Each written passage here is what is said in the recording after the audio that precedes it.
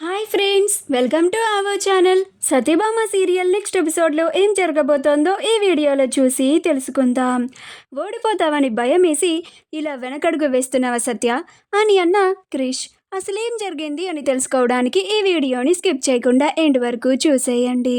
సత్య మహదేవయ్య దగ్గరికి వచ్చి తన స్వహస్తాలతో ఒక పేపర్ మీద, నేను ఇంకా జీవితంలో ఈ ఎలక్షన్స్లో పోటీ చేయను, నేను మీకు అసలు అడ్డు రాను, మీతో ఏ విషయంలోనూ కూడా నేను మీతో అస్సలు గొడవ పడను, కానీ మీరు నాకు దీనికి బదులుగా నాకు సపోర్ట్ చేస్తానని వచ్చిన వాళ్ళని అస్సలు ఇబ్బంది పెట్టకూడదు, వాళ్ళకి ప్రమాదకరమైన చర్యలు మీరు అస్సలు తీసుకోకూడదు, దానికి మీరు ఒప్పుకుంటేనే నేను మీ జోలికి రాను మావయ్య అని చెప్పి మహదేవయ్య ఏం మాట్లాడకపోవడంతో ఆ పేపర్ని మహదేవయ్య ముందు పెట్టి అక్కడి నుంచి వెళ్ళిపోతూ ఉంటుంది. అప్పుడు క్రిష్ ఆగు అని అంటాడు. అప్పుడు సత్య ఇదేంటి క్రిష్ ఆగమన్నాడు అని వెనక్కి తిరిగి చూస్తుంది. అప్పుడు క్రిష్, ఏంటి సత్య, మా బాపు ఏం చెప్పకుండానే నువ్వలా నీ పాటికి నువ్వు నీకు నచ్చినట్లుగా అనాల్సిన మాటలన్నీ మా బాపుని అనేసి ఆ కాగితాన్ని అక్కడ పెట్టి వెళ్ళిపోతున్నావేంటి?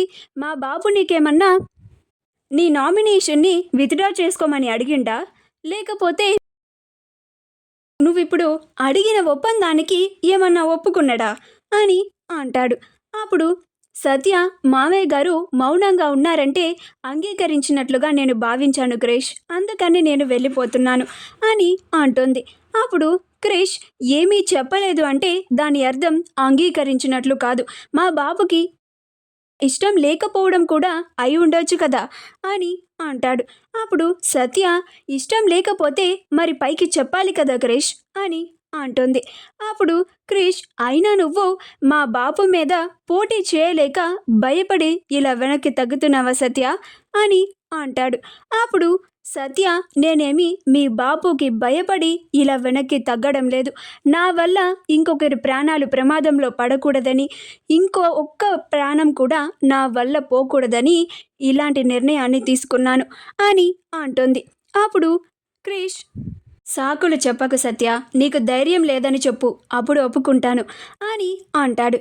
అప్పుడు సత్య, ఏంటి క్రిష్, ఎందుకు ఇలా మాట్లాడుతున్నావు? నువ్వు కూడా నాతో పాటు వృద్ధాశ్రమానికి వచ్చావు కదా, అక్కడ ఆ రౌడీ ఆ పెద్దావిడిని ఎంత దారుణంగా పొడిచి చంపేశాడో కళ్ళారా నువ్వు కూడా చూసావు కదా, అయినా ఇంత జరిగిన తరువాత కూడా ఇంకొక ప్రాణం కూడా ప్రమాదంలో నా వల్ల ఉంది అని తెలిసినా కూడా నన్ను ఇంకా ఎలక్షన్లలో పోటీ చేయమని చెప్తున్నావా? ఇది చెప్తుంటే సాకులంటావేంటి క్రిష్ అని అంటుంది. అప్పుడు క్రిష్, మరి నాకు అట్లనే అనిపిస్తుంది సత్య, నేను న్యాయదేవతని, న్యాయం తరపునే నిలబడతాను, న్యాయాన్ని గెలిపిస్తాను అని అన్నావు, ఇప్పుడు ఏదో సంఘటన జరిగిందని ఇలా వెనకడుగు వేసేస్తున్నావు, నీకు అసలు ధైర్యమే లేదు సత్య, నువ్వు కూడా పిరికిదానివే, నేనింకా ఎంతో ధైర్యవంతురాలువి అని అనుకున్నాను, నీ గురించి చాలా తప్పుగా అనుకున్నాను సత్య అని అంటాడు.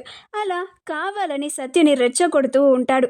అప్పుడు సత్య, క్రిష్ మాటలు జాగ్రత్తగా రానివ్వు, నేనేమి పిరికిదాన్ని కాదు, నా వల్ల ఇంకొకరికి అన్యాయం జరగకూడదనే నేను ఇలాగా నిర్ణయాన్ని తీసుకున్నాను, అంతేకాని మీ బాపు మీద పోటీ చేయడానికి నాకు భయమేసి కాదు, అంత ధైర్యం లేక కాదు, బాపు మీద పోటీ చేసి గెలవగల సత్తా నాకుంది అని అంటుంది.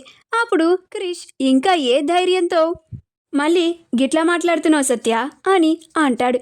మా వీడియో కనుక నచ్చినట్లయితే లైక్ చేయండి, షేర్ చేయండి, మా ఛానల్ని సబ్స్క్రైబ్ చేసుకోండి, పక్కనే ఉన్న బెల్ ఐకాన్ని క్లిక్ చేయడం మాత్రం మర్చిపోకండి.